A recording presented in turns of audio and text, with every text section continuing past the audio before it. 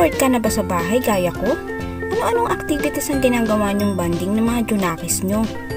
Pero bago ang lahat, inaanyayahan kitang mag-subscribe sa aking channel at pakiclick na rin ang bell button para lagi kang updated sa mga bagong tips.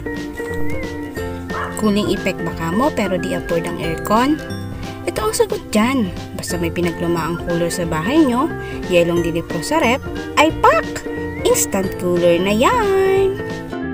Gamit ang cutter, ikat ng pabilog ang takip ng cooler, sakto sa dustpan na gagamitin mo. Lagyan ng maliit na butas ang harapan, nalalabasan ng malamig na hangin.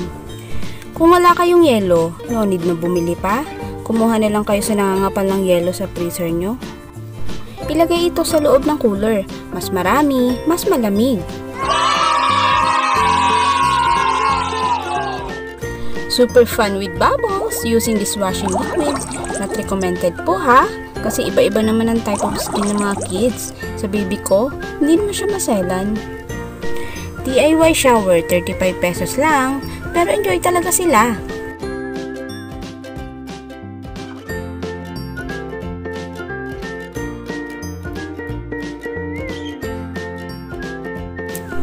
At syempre, sa food activities, dapat may gimmick.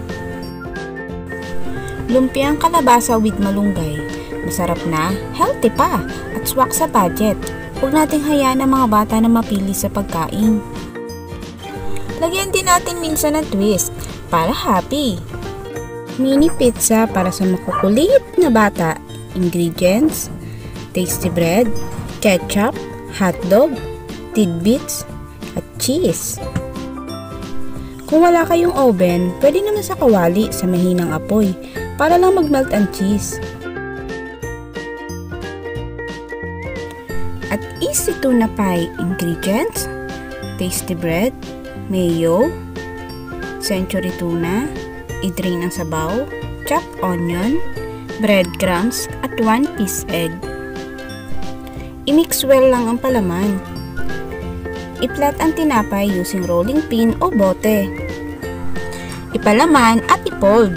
Gamit ang tinidor, ilak ang bawat gilid. I-dip sa egg, then sa breadcrumbs. Then fry!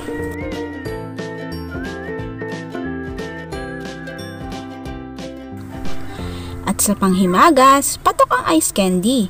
Next time, ituturo ko sa inyo ang step by step sa paggawa ko nito. Isa ito sa naging patok kong negosyo.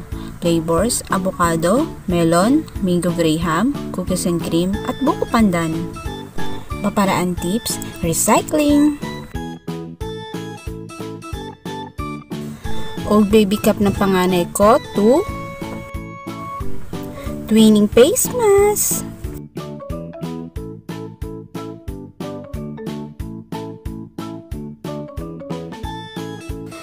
At isa sa paborito nilang toy ang ginawa kong mini doll, si Atasha at si Luciana. Dahil wala naman akong makina, puro tahing kamay lang po yan, using ritasong lumang damit, beads na di ginagamit, yarn bilang buhok, at balat ng jelly ace bilang sombrero.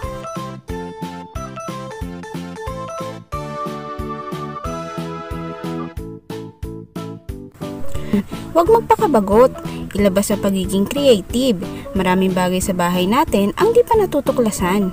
Malawak na imagination lang ang kailangan. At ang mga kids, madaling pasayahin.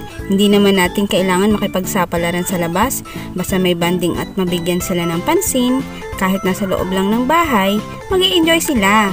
Maraming salamat!